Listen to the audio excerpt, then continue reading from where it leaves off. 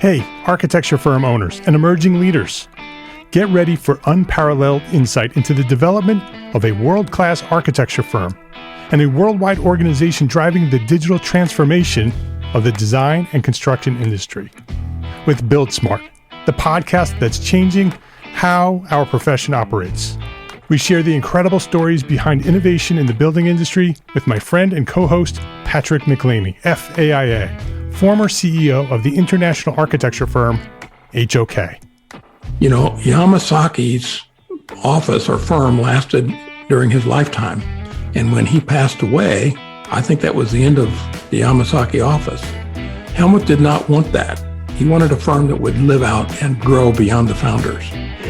In Season 1, discover the untold stories behind HOK's meteoric rise, from 150 employees in St. Louis to a powerhouse with over 1,900 staff members and 27 offices worldwide.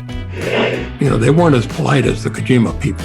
That was just boom. And anytime you have a creditor, whether it's Kojima or the bank, that wants their money, unless you can raise money someplace else, you are out of business. Bankrupt. And hold on tight for Season 2, where Patrick takes us on a new adventure as chairman of Building Smart International, shaping the future of digital transformation in the design, construction, and operation of built assets. Ian Howell, Ken Harold, and I, Ken was my technical representative from HOK. The three of us took a tour of Europe of 5 cities in 5 days. Very busy time. Simply follow the link in the show notes to subscribe to Build Smart now and uncover lessons that will transform you and your architecture firm.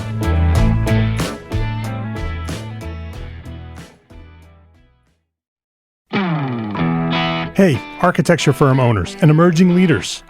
Get ready for unparalleled insight into the development of a world-class architecture firm and a worldwide organization driving the digital transformation of the design and construction industry. With Build Smart, the podcast that's changing how our profession operates. We share the incredible stories behind innovation in the building industry with my friend and co-host, Patrick McLeamy, FAIA, former CEO of the international architecture firm, HOK. You know, Yamasaki's office or firm lasted during his lifetime. And when he passed away, I think that was the end of the Yamasaki office. Helmut did not want that. He wanted a firm that would live out and grow beyond the founders.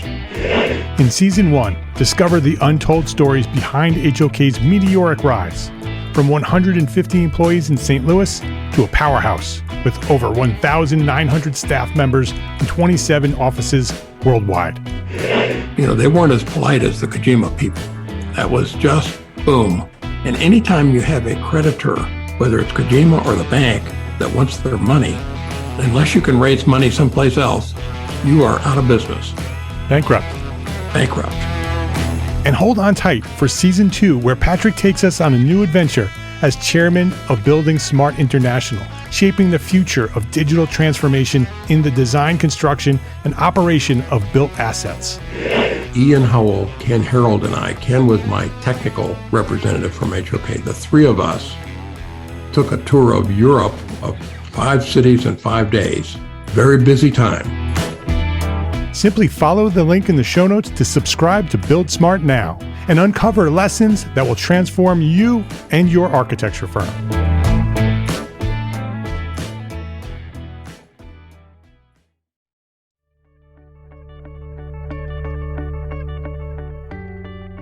Welcome back to another episode of the Entrepreneur Architect Podcast.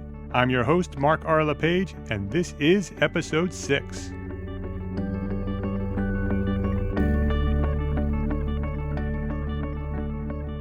In this episode, I'm speaking with Ian Harris, the co-founder of Arbuckle Industries and the co-director and producer of the new documentary film, ArchiCULTURE. The film offers a unique glimpse into the world of studio-based design education through the eyes of a group of students finishing their final design projects at Pratt University's undergraduate architecture program. Ian premiered the film at the Newport Beach Film Festival just a few days before we sat down to record this conversation, so I appreciate that he took the time out of his busy schedule to speak with me.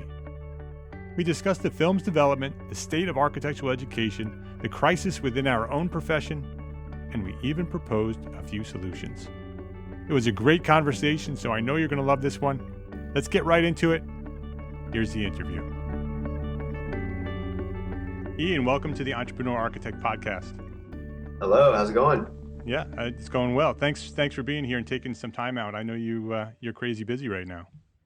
Yeah, there's a lot of stuff going on. Tons of emails flying in, interested in trying to screen the film. Yeah, you must have had some pretty exciting. These past couple of weeks must have been really exciting. Yeah, we weren't completely 100% like prepared in a sense for that premiere. It was a sort of a serendipitous moment where the woman who runs the programming for the architecture and design at Newport Beach reached out to us. So we'd sort of had an objective, preparing for film festivals, and all of a sudden they're like, we really want you in, and so we're like, all right, let's go with it. And then all of a sudden it was like, oh wait, take the opportunity while you can, right? Yeah, and it's oh my gosh, we need flyers, we need this, we need that. Oh my, and are we going? Oh, we're gonna go. Ian's gonna go. Okay, Ian's gonna go out there. Let's, so it was a lot of like last minute stuff. Right. Well, before we get into the film, let's start from the beginning. I want to get a little bit of background on you so everybody knows who you are and where you come from. So tell us a little bit about your story, a little bit before film school, before architecture school, go way back and kind of give us this, an idea of who you are. Tell us your story, where you come from, why you chose to pursue architecture and all that. Yeah. So, I'm from Cincinnati, Ohio, and I originally sort of started off going to engineering school at Ohio State, and after being there for about a year, I had a close friend of mine that was actually at the University of Cincinnati in their architecture program. And one day I just came back, on a break to come back to town, catch up with him, and I stumbled into the studio and sort of saw the design project he was doing, and it sort of clicked as far as my interests. I was always sort of interested in sort of like systems, sort of infrastructure, transportation, and that was sort of the route I was going in engineering. And seeing that project sort of was like, oh wait, this is more of my interest. Even further zoom back a little bit, I remember going up to Ohio State, and you check off like which schools, which kind of disciplines you might be interested in. I remember, I'll never forget, like sitting down in the architecture one, because that was one of the like 3 I checked off. It was like mechanical, environmental, and architecture. And I sat down in the architecture, and the first thing whoever it was that was speaking was like, said something along the lines of the economy. He's like, really takes someone that's really driven to be in architecture, because as soon as the economy slows down, you're out of a job. And I was sort of like, ooh, coming from a blue collar background, it sort of scared me away from jumping in sort of from the get-go. But then I ended up transferring schools, went from Ohio State to the University of Cincinnati. What attracted me there was their co-op program, which, for those that don't know, it's the way of, every quarter you switch back and forth between studio and working in a professional sort of situation. And so I had a great opportunity to sort of work in San Francisco, work in New York while I was still sort of studying. Wow, that's a great program. So you get to travel all over the country and work in different firms while you're in school? Yeah, I mean, it's up to you, like where you want to go. A lot of people stay local, and then a lot of people go around the country. There is sort of a broad, 6-month terms where people sort of double up on a co-op and are able to go for 6 months. And then I was also able to study abroad in Copenhagen for a summer, and sort of go, see a whole bunch of Alvar Alto work and all that, which was an amazing experience. So that sort of, got me up to speed through design school. And then, I get out, and I'm probably jumping into some of your next questions, but that's okay. Just roll with it. Yeah. So keep going. Yeah. So then, I graduate. I went back out to San Francisco, which is where I had had some work previously through co-op, and through a contact got working at a design firm called Hart, Howerton, which is sort of a larger sort of land planning, landscape architecture. They do a lot of like resort type stuff all over the globe, which was exciting to work in. And I began to sort of like realize that there was something sort of missing in what I wanted out of the profession and what I was working in day to day. and it's funny because I feel, I wasn't completely naive to what the profession was like because I'd had a fair bit of exposure to it while I was in school. But even though I had that exposure, I was still somewhat unaware of the grind that it takes to, go through your IDP and matriculate in a sense to get towards the licensure. So and I went to University of Cincinnati. My degree, my year was the first one where it had been formerly a Bachelor's of Architecture professional degree, and we were the first class where it was a 4-year Bachelor's of Science. And that was, jumping into that, I didn't really have any idea of what that completely meant, but obviously as I grew through the years, it became much more obvious that, oh, my degree is only a 4-year and I can't actually get licensed. So I'd actually have to go back for, potentially 3 more years in a master's plus the debt to get licensed. Wow. So, it's just, being 19 or 20, you don't have a real great sort of comprehensive idea for what these things mean.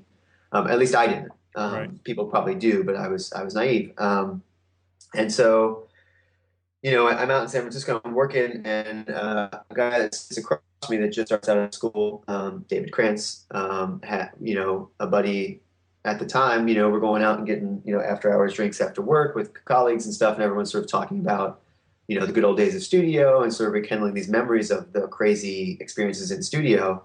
And David and I, were just like, man, that's these great sort of character types that exist in studio because it's like weird little insular world.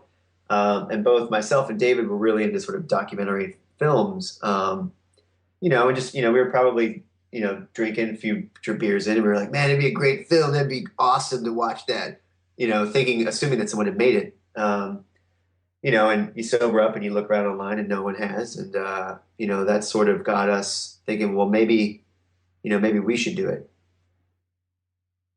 I think that's something a lot of architecture students think about and dream about because it is a culture. It's very different than anything else I've ever experienced. And, I think it's an excellent subject for a documentary. And I think, many architecture students have probably thought about that and then just let it go. And you guys, kind of acted on it. Yeah, and it was funny because there was a moment when we were thinking about it, and we actually stumbled into a filmmaking company while we were in San Francisco at like some sort of art opening event, and it was like Friday after work, we're down at this like gallery, whole bunch of us, and there's these film guys, and we're just sort of like, hey, why don't we just go sort of talk to them because being in the profession, there's no way you can sort of like stop and go get a film degree and then come back. We knew that, we didn't want to take multiple years to even begin to start the process. So we started talking to this company called Empty Kingdom, and they were like, completely supportive. They saw the vision for the project. And so we essentially started taking classes with this company. So we would actually, every weekend go sit down with them for a whole day and learn, okay, here's sound. We're going to do sound today, and then you're going to go practice it next weekend live on the streets. And then, the next couple classes will be lighting. And then, so we were doing sort of like one-on-one classes with this production company. And then we would be sort of an extra crew for them. So we got to shoot in a lot of different environments. This is all while David and I are both sort of like working in different design jobs in the Bay Area, and like then really sort of like saying, okay, let's do the pre-production of archiculture. And that's sort of how it got going. So when was that? What year was that? So I think that we met Henry from Empty Kingdom back in 2000 and probably towards the end of 2006. And then 2007 was when we sort of, really started preparing in earnest. Meanwhile, like not telling our firms that we were like preparing to basically leave, like we're sort of thinking about it and seeing if it's a possibility, seeing if a school's going to be down to like let us come in with cameras, and sort of hone in on what this concept was. And then, the summer of 2007, probably starting late spring when the school year was wrapping up, we just started sending, proposals off to every BARC program in the United States. And a lot of people ask why BARC and, instead of an MARC. And, it's to us, we wanted sort of the the bright-eyed, you know, fresh perspective of youth um, going into school and being in school and not really knowing what awaited them in the profession. So we however many, I think it was like 125, give or take, BARC programs, and we just sent it out to everybody. Got the list, researched it down, went to everyone's website, find out who to contact, sent it off, and then every day at lunch, I was, getting on the phone and calling around and following up for weeks and weeks to sort of figure out who was seriously interested in letting us come in with cameras. And we looked at SCI-Arc. SCI-Arc was a pretty substantial option. And then there were a handful in the Northeast, and we came out here, and when we met Pratt, we met the dean and the chair at the time, and they seemed like the most willing to sort of let us do our story and not really too afraid to sort of allow the story to unfold. And that was really critical for us. And they were also very supportive as far as going to the institution and sort of going to bat for us to try to make sure that the institution wasn't going to sort of like shy away or, pull back on the project once we got done shooting and things like that. So we ended up there, and we sort of, just started recording almost 24/7 this one class of students in their final semester. The film is called ArchiCULTURE. Originally, it had a different name, right? Yeah, that's true. What was the original name? The original name was Architorture. Right, and where's that term come from? Well, I feel like a lot of people that have gone to architecture school will sort of know that's a sort of tongue-in-cheek type of term that we refer to the studio environment. We had a website, we had all of our graphics were Architorture, we had a logo, we had like developed this whole sort of brand around Architorture, in a playful but sort of poignant way, because we wanted something that was sort of popping and that would be catchy to a broader audience. And I'll never forget when sort of like, I would get calls from deans back when we were sending out this packet called Architorture, and I would get lectured by deans. Yeah. Like, I've spent my whole career working in this world, and this term belittles the, at the time, I'm however old was I? I was like 26. I was sort of like, yeah, okay, I got it, I understand, but it's also like lecture. I don't need the lecture. Like it's a film. It's a film. I'm not doing a dissertation on architecture education. It's a film. So like, and that was a great way for actually sort of in hindsight for us to filter through all the schools that were a little, sort of, didn't have the guts in a sense to allow this camera crew to come in. And that says a lot sort of to Tom Hammerhan at Pratt, his willingness to sort of let us come in and document this world. But yeah, Architorture was a funny term, and it was also, 2007, 2008 was the stuff going on in Iraq. It was, it was a time when the torture thing came up in a very negative light. So it was a good time to sort of change the name. Right. I remember when I don't remember when you started making it, public. I remember when you launched it, or at least I remember when I learned about it, and it was Architorture when I learned about it. And I would say that it probably resonated very well with architects. I think architects, who've been through that culture and who've been through that process clearly remember it. And I think that's a term that probably every architecture studio uses. I've seen T-shirts with Architorture on them. I made T-shirts myself with not that term, but other terms with similar sentiments. So do you think that helped with, some really early preliminary buzz among the architecture community? Oh, definitely. Dave and I did a sort of like a little stunt where, we were living in San Francisco, and there was protests in San Francisco all the time over, all kinds of things. But 2008 was, there was a lot of, or not 2008, 2007, 2006, there was a lot of sort of like protests going on. And David and I made a sign and said like, "Stop Architorture," with our logo, and we sort of like painted it, and we went down to Market Street and walked down the street, and I took photographs of Dave in this, huge protest with this sign, and we started posting that thing up, and it was like all over the place. We were, all these different languages, it's all over the globe on blogs and stuff like that. And we were like, wow, Jesus, like this thing is just like wildfire fire.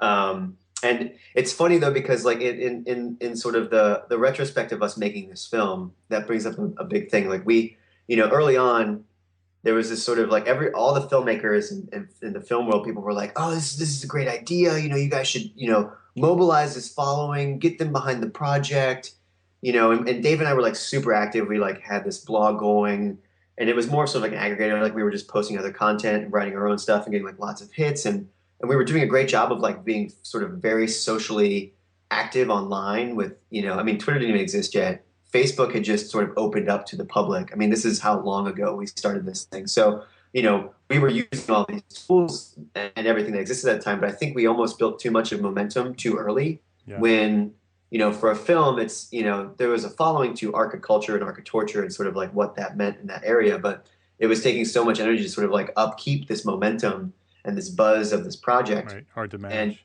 And then, all of a sudden the economy implodes in 2008 when we get done shooting it. And there's, our funding sort of which was mainly individual donations by architects, small donations by architecture firms.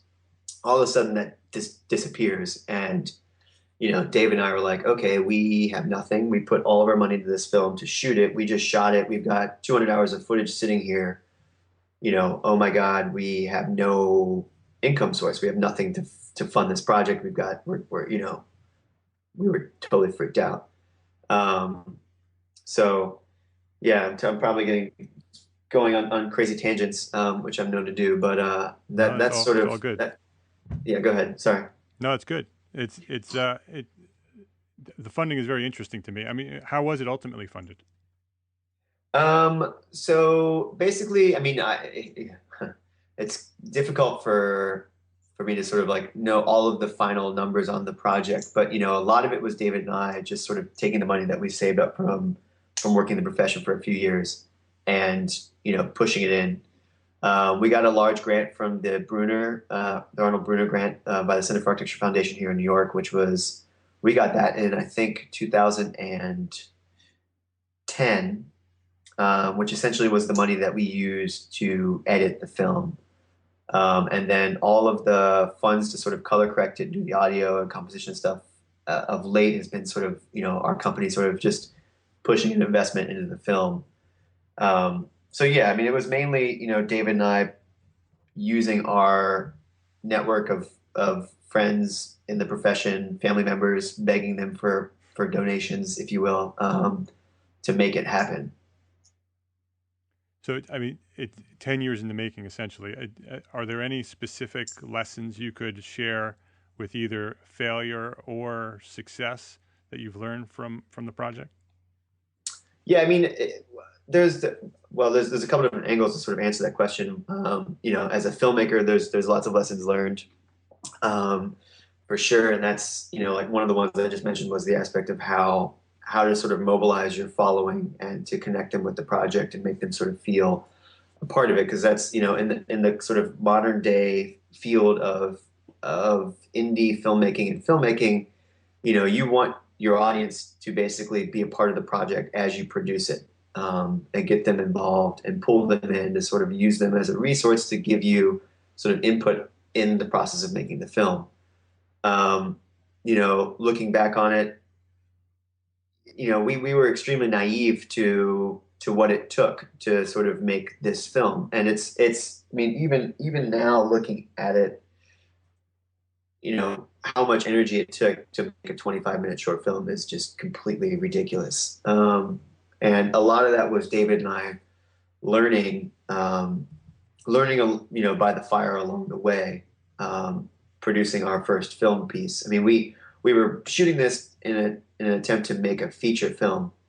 But I think very intelligently, after going through many rounds of edits and spending a lot of energy revising edits, we decided to condense it into a really tight, dense, short film.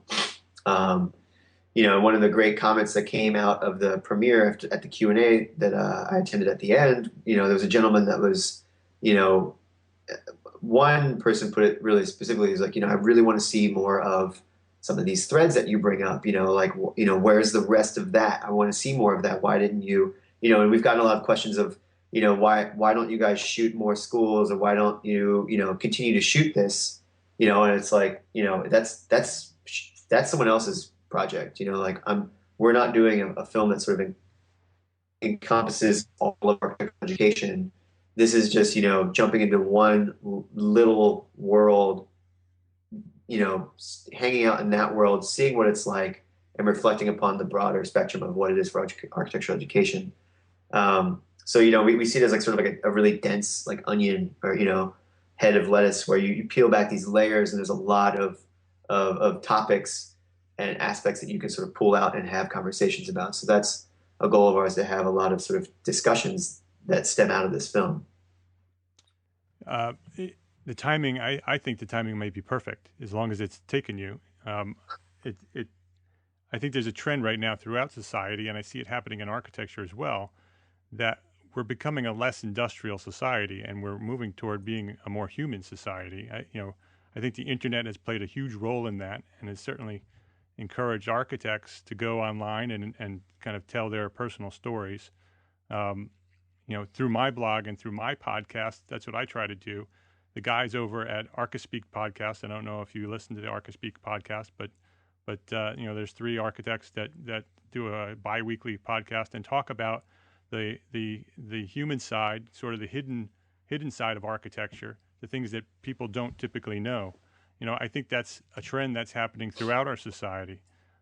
So what are your thoughts on this? Do you think this is where architecture is going? Kind of being, having documented and gone through a process of really exposing the human side of architectural education, which is really what you've done, and exposed that to our society. Do you think that that's happening throughout the profession? I think it's beginning, but there is we are so far away from people actually really giving a shit about architecture. And I say that sort of to the broad public, not just those that, are highly educated. And that's sort of why David and I picked up the camera and left the practice, because, I didn't need to be an architect. There's enough architects out there that have their dreams of producing their design ideas. My personal interest in built environment is sort of how it enables sort of our culture to evolve and deal with the problems that we have sort of laid out in front of us. And I personally felt that I could make more change by picking up a camera than I could by designing some buildings. And that was my personal choice. I think that, while the topic of design is, becoming more engaged by the broader public, I still think it's looked at in the sense of, the Apple products, it's high end, you pay a premium for design. Design is a premium. It's great to have a nice product that works. It's great to have a really expensive building that works highly functionally, but I think it's a much more sort of like bottom up opportunity also, that I think is happening through the economic shift and young designers going out there and sort of creating and developing their own projects from, needs they see down the street from where they live in their local communities, and sort of creating a client out of thin air. I think people doing that type of work is where the profession is evolving and changing. If you look at the profession of architecture, it's still an old white male profession. I mean, I know that it's more diverse than that, but it doesn't reflect the spectrum of American society. And the way that cultures live in American society is very different from, a certain segment. So there's much more diversity in what is needed in the spaces that we're creating in this country. And I think that the profession of architects needs to reflect that better. I mean, the way that men, women, people of different cultures design is very different, and they all need to be at the table so that we design spaces that engage all those people, or a specific niche group. And I think that that's a problem that architecture has had, and it's sort of an identity crisis that has been brought to the surface with the economic implosion, because that model, while it's still going to be there of this sort of top-down star architects, there needs to be more diversity in it. And you're seeing some of that, but I don't know if, 5 years from now, 10 years from now, there's going to be this sort of consistent, bottom up bubbling culture that we see right now. And there's an opportunity to sort of highlight this. But I still think that most of the stuff that architects are talking about is to and for other architects, or at least to a very highly educated public. It's still not at the level of, an architecture TV channel. Like we need, Right. Even though those are fairly sort of dumbed down perspectives in a sense, you still need that out there to sort of engage a broader public, to empower them to think about the way things are made and built around them. And, that's the only way that we're actually going to deal with all of the sort of socioeconomic and environmental issues that are posed in front of us. Yeah, I agree with you. But I think that we are on the very early edges of a revolution in our profession. I really think in the next 10, 20 years, the profession is going to completely change. And I think it's going to happen without the rigidity and the industrial influence that architecture has been, bound by for all these years. And the internet is what's going to change that. The ability for me to be on this podcast and to say whatever I want to say and push it out there to, as many people as I can, the more that becomes commonplace, and the more that we as architects do that, and the more that, people like you do what you do, and the more people like I do, and the more like the guys from ArchiSpeak do that, it's going to influence others to do the same thing. And I think the frustration, I hear what you just said over and over again in the profession, where that we're going through an identity crisis, and that we don't know who we are and where we are, and this box that we're within. But I think we're on the very edges of that changing. Yeah, I mean, you see it. I just I hope it continues. I think that it is very much. I mean, the hardest part is that we're talking about an industry that is immensely underpaid in a sense for the amount of education and time that's required to get to a point of sort of knowing really what you're doing. So, if architects are generalists, so it's difficult to sort of hone in on a specific, key value that we represent to society. It's this sort of like overarching umbrella sort of concept of what an architect can do.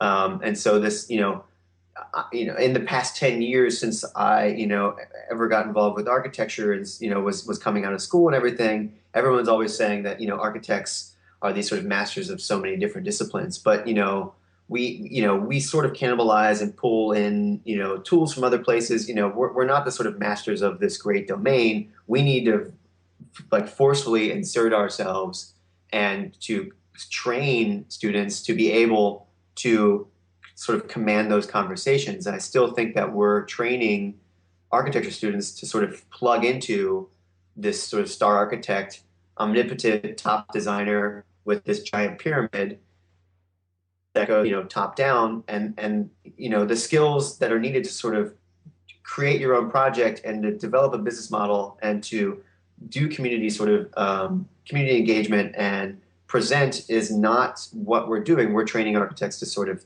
talk to other architects.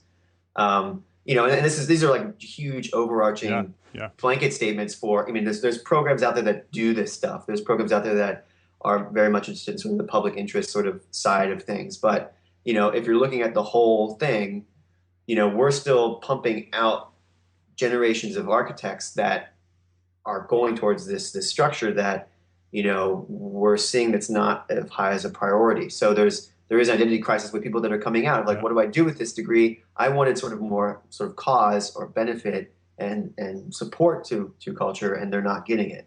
And they're jumping off into like other professions. And that's risky. It's, so I mean, there's huge opportunity, but there's definitely like pitfalls and fears, at least in the stuff that we shoot ourselves and the stuff that we produce with our production company, and it's difficult to sort of like transcend that and be creating video content that actually can be engaging and found by a broader public. Like there's lots of great like design blogs and podcasts, and there's great like design sort of related video stuff, but I feel that, a lot of it, most of the stuff, the content's being created is still fairly specific to the architectural community or design community, that people that already sort of get it. There's so many design films that are out there that are beautiful, they're gorgeous.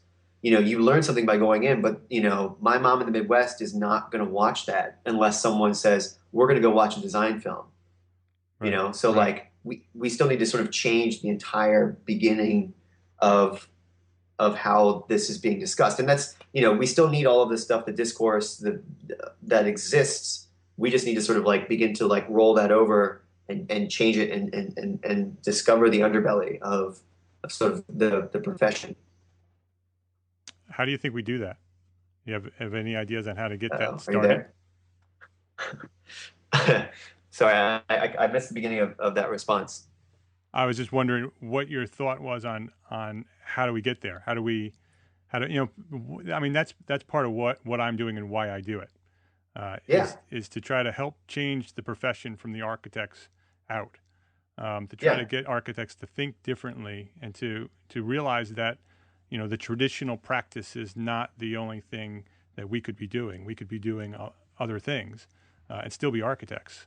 How do we change the mentality of the architect and change the way our society views us? I mean, I have a trajectory or an interest in that sort of relies in the world of sort of filmmaking. So, our original goal with archiCULTURE was a sort of different project.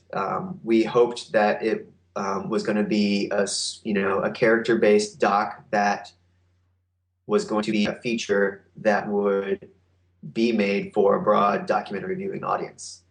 What we shot and what we captured was not that film. That's the sort of beauty and terror of doing a documentary is, you never really know what you're going to get, in the can. And, when we came back and started editing it, it's also why it took us so long to work on is we kept sort of trying to make that film. We kept trying to force, the stories of these students and what we captured into a sort of broad doc, and it wasn't working. And it was sort of crushing the sort of beautiful story of the studio. So, we said, okay, let the footage tell us what it wants to be. And that's what archiCULTURE became.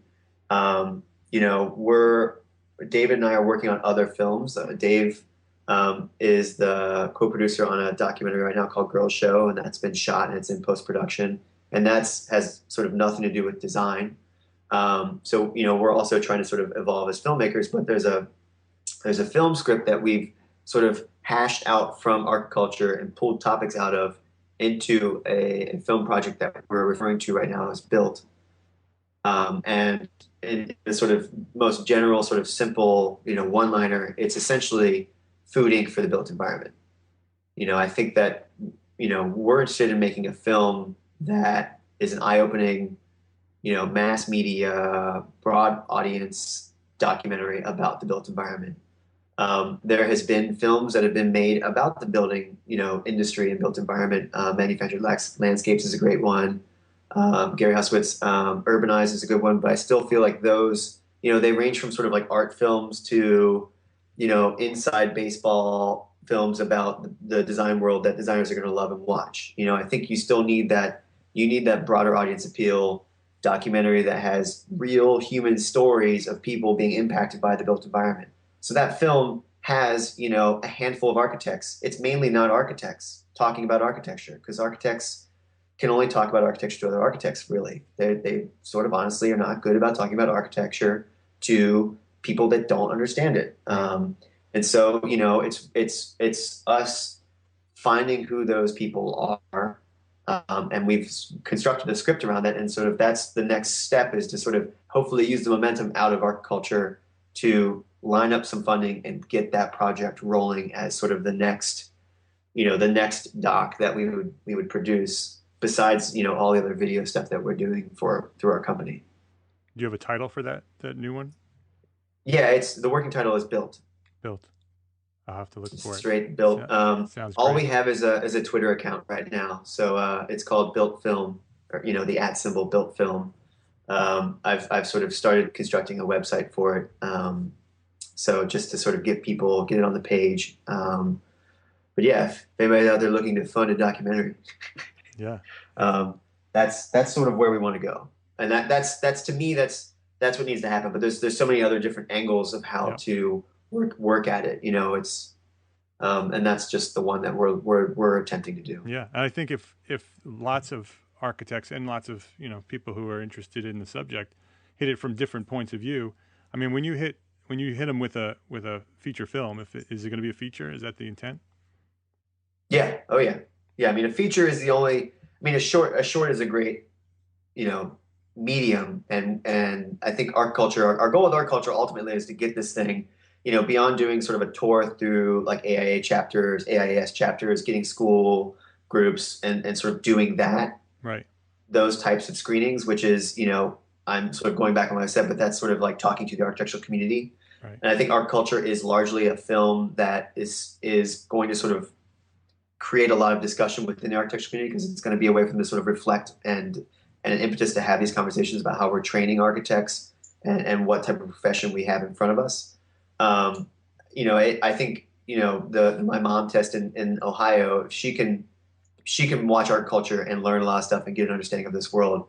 And I've shown it to like close friends of mine that don't know anything about design that really enjoyed it. But, I think that like where we need to go is, we need, we're looking at the sort of the world of design as if we were a chef before the Food Network existed. Like once we get out there beyond sort of talking to each other, right, then we have the real potential to spill over.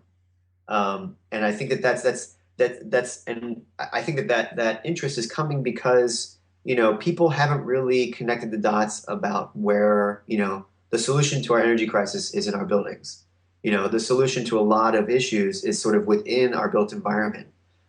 It's how we develop land. It's how we use our infrastructure. These are all conversations that, you're having in bits and pieces. They're talking about it on political platforms. They're talking about it all over the place. But like no one's sort of cohesively putting that together and attaching it to sort of like our urban sort of planning process, our land development process, and how we're dealing with our buildings and energy. So it's these things need to be sort of like connected and really started to be discussed. And it's a really, really high level macro conversation that, I think architects our sort of strength is being able to sort of jump and play that high low game of scale. But for a general layperson, it just doesn't, they're not thinking in the city as a huge grid and these systems. So it's, I think that's where our value is. And I think that's where you can get these like amazing sort of shocks and stories out of this stuff that the general public would be interested in and be learning and, changing the built environment around them so that we can deal with these issues that we're still sort of like, grappling with.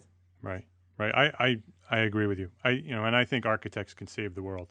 I say that all the time. And the reason I do what I do from an entrepreneur architect is because I think many architects, because they don't understand business and they don't understand how to be financially successful, they don't have the ability to get out there and make a big difference because they're struggling as businessmen and businesswomen.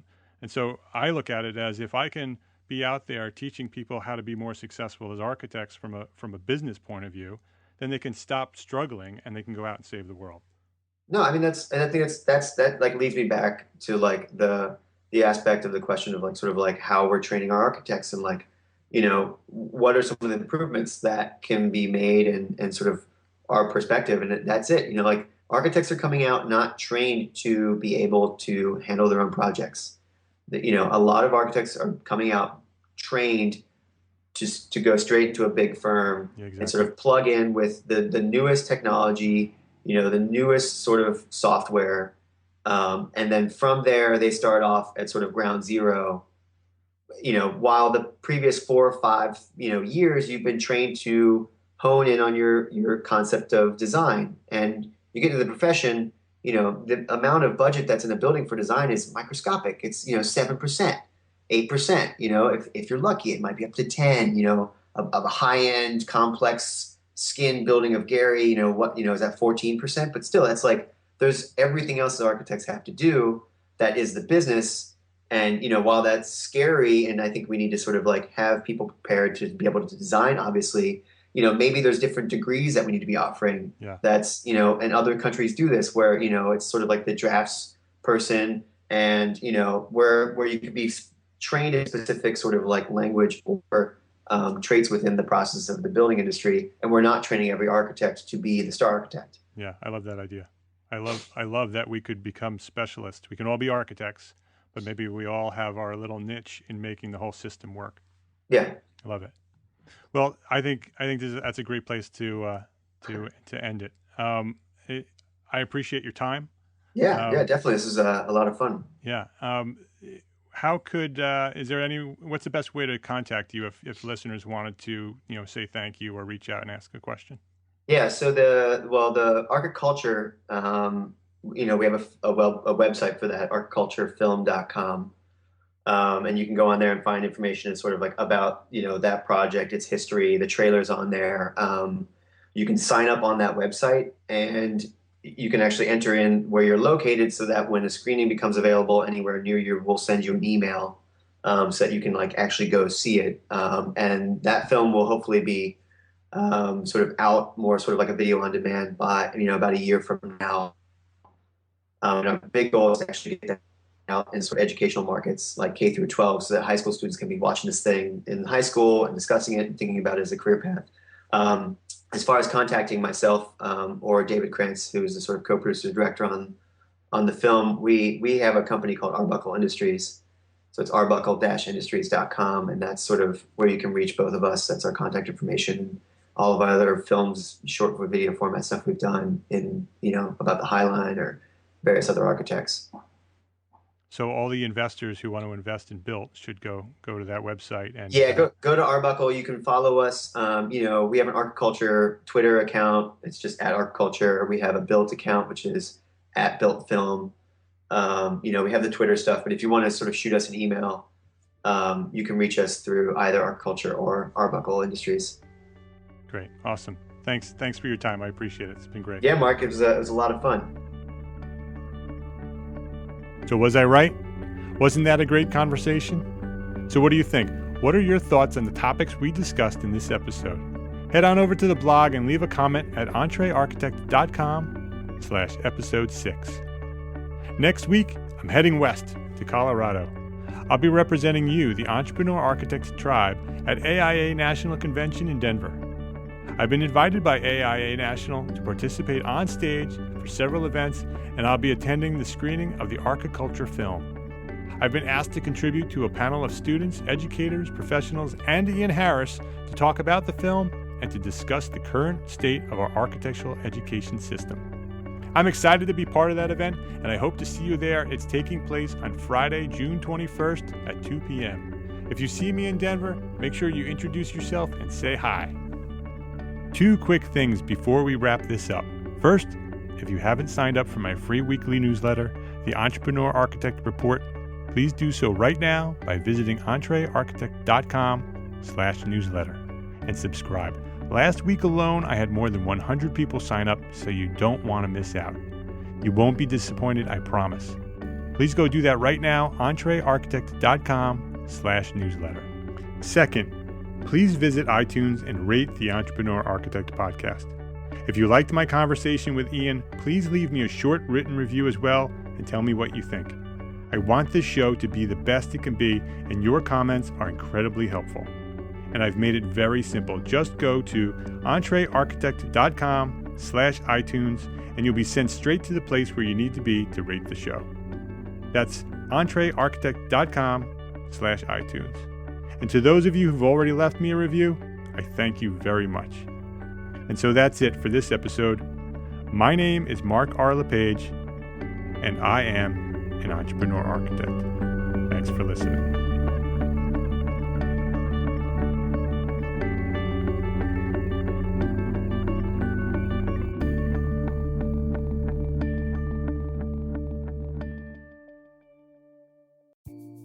Imagine earning continuing education credits while doing exactly what you're doing right now.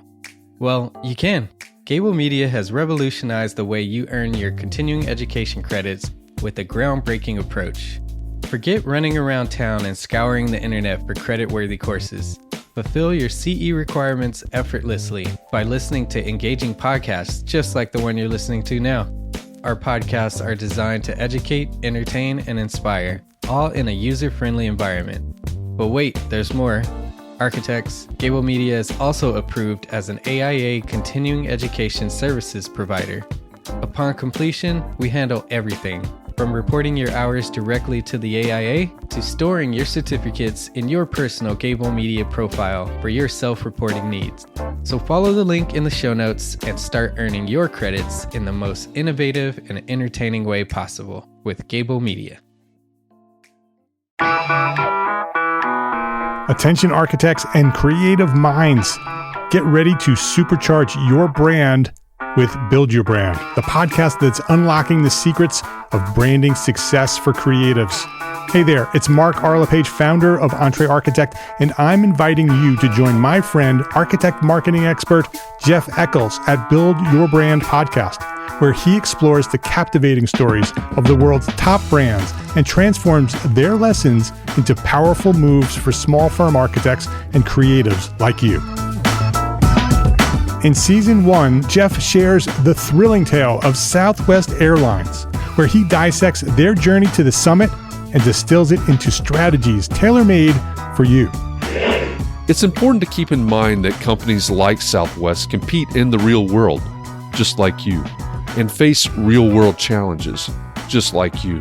You might be surprised at how similar those challenges are to the struggles that you grapple with on a day-to-day basis. Don't miss out on your blueprint for success. Subscribe, tune in, and let's build your brand together. You may have noticed that the very best brands in the world are also known for having somewhat unique corporate cultures. That's often the glue that holds everything together when they encounter those rough spots. We don't do it because it inconveniences the passengers to whom we are primarily dedicated, the short haul, frequent flyer. Follow the link in the show notes to subscribe to Build Your Brand today. Remember, no matter the size, the journey's the same. Your brand's journey to the top starts here.